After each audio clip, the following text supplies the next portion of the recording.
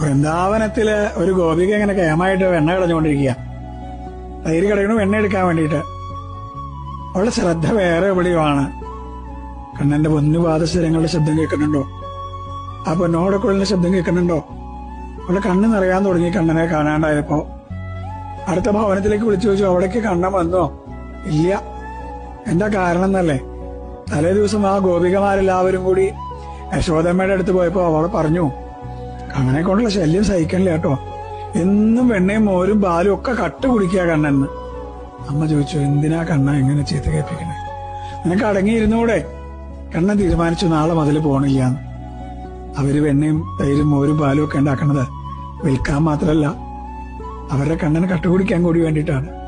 കണ്ണൻ വരാണ്ടായപ്പോ അവർ കരഞ്ഞുകൊണ്ട് കണ്ണനോട് ചോദിച്ചു, കണ്ണാ നിനക്ക് കക്കാനല്ലെങ്കിൽ പിന്നെ എന്തിനാ കണ്ണൻ ഞങ്ങള് വെണ്ണയും തൈരും ഒക്കെ ഉണ്ടാക്കി?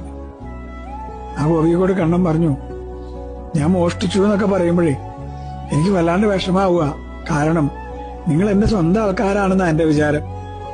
ആ ഗോപി ഭവനങ്ങളൊക്കെ, ഗോപന്മാരുടെ ഭവനങ്ങളൊക്കെ എന്റെ ഭവനാണെന്ന് എന്റെ വിചാരം. അവിടുന്ന് ഞാനിങ്ങനെ കട്ടുകുടിക്കുക. അപ്പൊ നിങ്ങൾ അങ്ങനെ പറപ്പിക്ക് സങ്കടമായി പറഞ്ഞു. പിന്നെ കണ്ണൻ പറയാൻ പുറപ്പെട്ടതൊന്നും പുറത്തേക്ക് കേട്ടില്ല. കാരണം ആ ഗോപിക കണ്ണനെ കെട്ടിപ്പിടിച്ച് പൊട്ടിക്കരഞ്ഞു.